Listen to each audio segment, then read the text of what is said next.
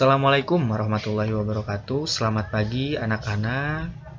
Berjumpa lagi bersama Bapak di sini dalam pembelajaran matematika. Sebelum kita mulai pembelajaran, alangkah baiknya kalian siapkan fokus kalian, semangat kalian.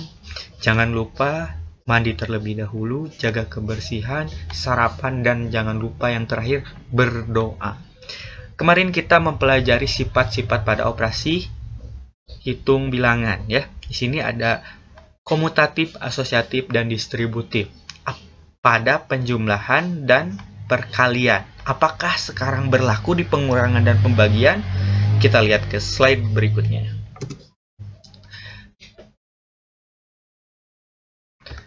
Nah, di sini ada operasi hitung pengurangan. Apakah sifat komutatif ini berlaku? Kemarin masih ingat nggak teman-teman? Bahwa sifat komutatif adalah sifat pergantian, di mana jika ada contoh 5 dikurangi 2 bisa ditukar, 5-nya jadi di depan, di belakang, 2-nya jadi di depan. Yang tadinya seperti ini ya, tuh 2-nya tadinya di belakang jadi di depan, 5-nya jadi di belakang. Apakah hasilnya akan sama? Kita lihat. 5 dikurangi 2 hasilnya adalah 3, dan 2 dikurangi 5 hasilnya negatif 3. Hasilnya sama atau berbeda? Bisa kita lihat berbeda ya. Berarti sifat komutatif pada pengurangan itu tidak berlaku. Kita lihat ke sifat asosiatif. Di sini ada contoh soal 5 dikurangi 3 dikurangi 1. Asosiatif masih ingat? Ya, penggabungan atau disatukan. Salah satu operasi hitung di sini. Di sini ada 5 kurangi 3 kita satukan dengan diberi tanda kurung, dan yang dikurangi satunya dipisahkan terlebih dahulu. Nah, 5 dikurangi 3 kita operasikan dulu. Hasilnya adalah 2. Kita operasikan lanjutkan. Dikurangi tadi 1. Hasilnya adalah 1. Nah, coba kita ubah tempat si tanda kurung ini.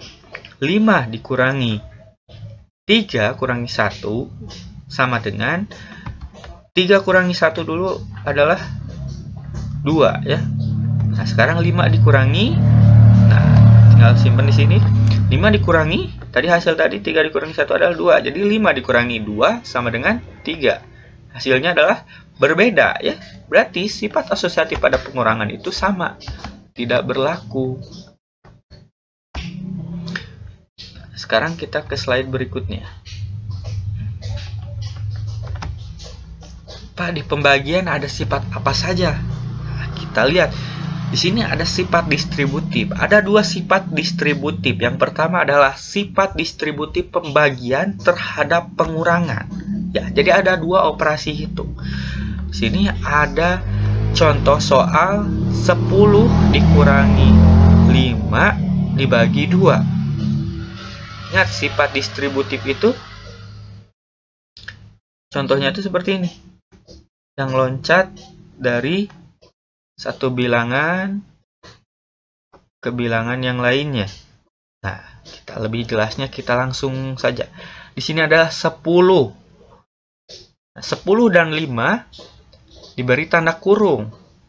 Nah, berarti kita bagi masing-masing. 10 dibagi 2.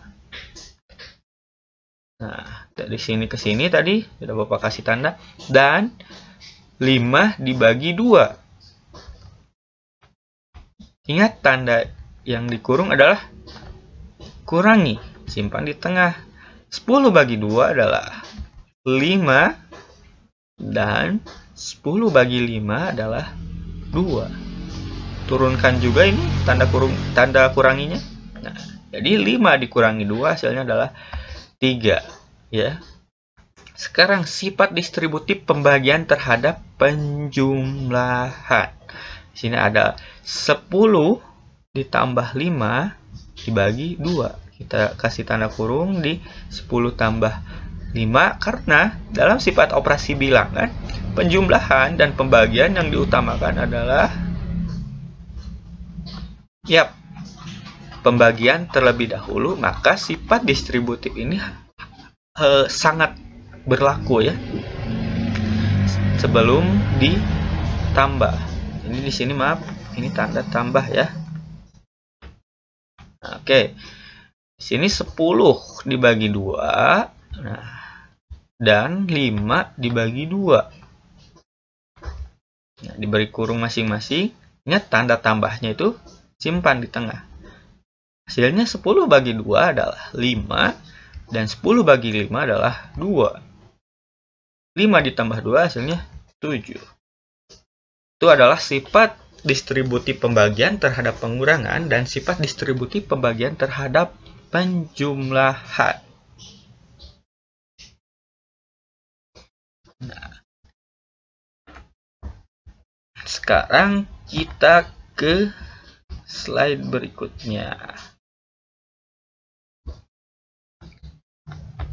Kita mulai masuk ke materi, di mana kita akan mempelajari bilangan bulat dari awal membaca dan menulis, serta memahami garis bilangan. Apa itu Pak garis bilangan? Perhatikan saja sampai akhir video ini ya.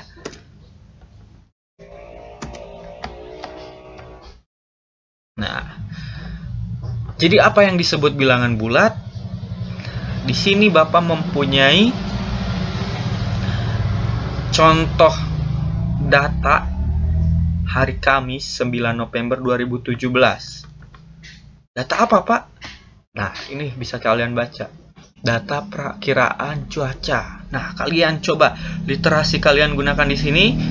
Perhatikan gambar di sini, amati. Di sini ada perakiraan cuaca Puncak Jaya. Ada yang tahu Puncak Jaya di mana? Ya, Puncak Jaya ada di Papua ya, Jayawijaya atau Kartens. Nah, matahari terbit pada pukul 5.27 dan matahari terbenam, maksudnya mungkin di sini pada 17.44. Nah, di pagi hari salju sangat tebal di Puncak Jayawijaya ini. Sampai suhunya itu -8 derajat Celcius. Biasanya gitu kan kita kalau membaca minus ya, kalau ada ini tanda ininya. Nah, di siang -7, di sore -7, dan di malam ada -9. Nah, kenapa Pak kita harus mengamati gambar ini? Nah, Bapak hanya ingin menyadarkan bahwa matematika itu selalu ada dalam kehidupan kita. Contohnya ini, salah satunya, contoh kecilnya. Contoh kecilnya adalah tentang perakiraan cuaca. Apa hubungannya dengan bilangan bulat? Nah, di sini adalah, mungkin kalian pernah mendengar bilangan bulat positif negatif. Nah, di sini ada bilangan-bilangan yang termasuk ke dalam bilangan bulat. Kita yang sering menyebutnya minus. Minus itu artinya negatif kalau bahasa Indonesianya ya.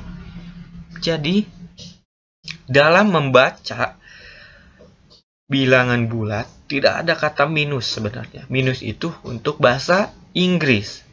Nah, jika kalian belajar dalam matematika, baca dengan ini kalimat negatif ya.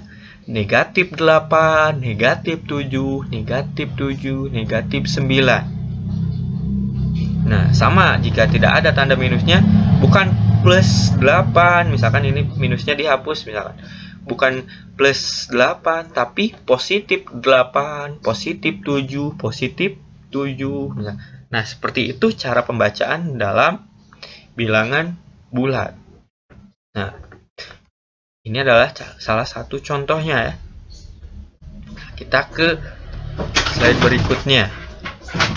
Di sini ada gambar apa ini di sini?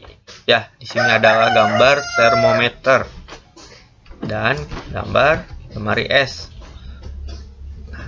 Berkaitan nggak dengan pertanyaan di samping ini? Ya, sangat berkaitan ya. Di mana kalian menemukan bilangan bulat? Nah, ini adalah contoh lain dari bahwa matematika selalu ada dalam kehidupan kita. Contohnya materi bilangan bulat. Ada di termometer, ada di lemari es. Di lemari es kan ada minus 8, minus berapa ya. Bahkan di termometer bisa sampai mengukur suhu tubuh. Ada yang 27 derajat, ada yang 40. Bahkan jika air mendidih, itu bisa sampai 100 derajat panasnya. Ini adalah contoh dari bilangan bulat yang ada di kehidupan sehari-hari. Nah, kita ke slide berikutnya. Nah, di sini kita mengenal garis bilangan. Nah, sebelum mengenal garis bilangan, kalian harus tahu tadi apa pengertian dari bilangan bulat itu sendiri. Kalian bisa mencari pengertian dari bilangan bulat sendiri di rumah. Setelah Bapak jelaskan, ada contohnya. Nah, secara garis besarnya, bilangan bulat itu adalah bilangan yang terdiri dari himpunan bilangan atau himpunan yang nominalnya itu bulat. Tidak ada desimal, tidak ada pecahan. Nah, itu yang disebut dengan bilangan bulat. Nah, apa saja Pak yang termasuk ke dalam bilangan bulat? Nah, di sini ada bilangan 0, bilangan bulat positif, bilangan bulat negatif.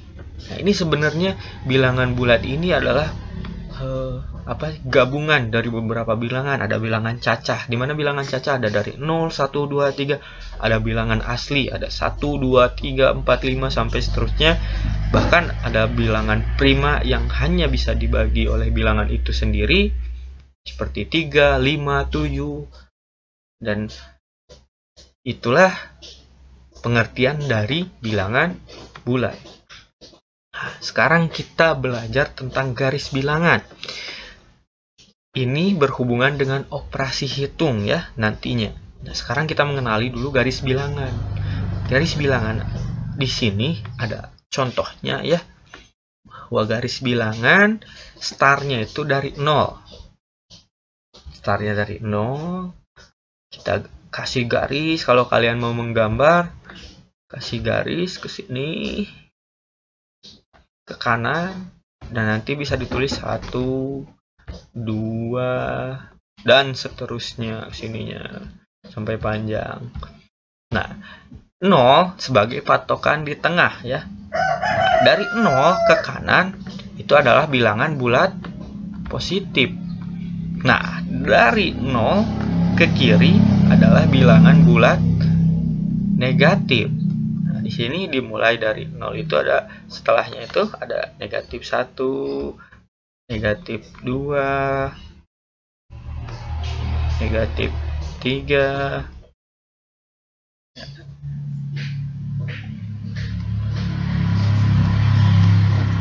Sekarang bilangan-bilangan yang berlawanan. Nah, kita mempelajarinya dulu. Nah, bilangan 1 berarti berlawanan dengan negatif 1. Nah, bilangan 2, positif 2, berlawanan dengan bilangan negatif 2. Dan seterusnya, bilangan negatif 3 berlawanan dengan positif 3. Nah, mungkin itu materi dari Bapak. Dicukupkan. Nanti pertemuan berikutnya kita akan mempelajari tentang operasi hitung dalam bilangan bulat. Terima kasih. Assalamualaikum warahmatullahi wabarakatuh.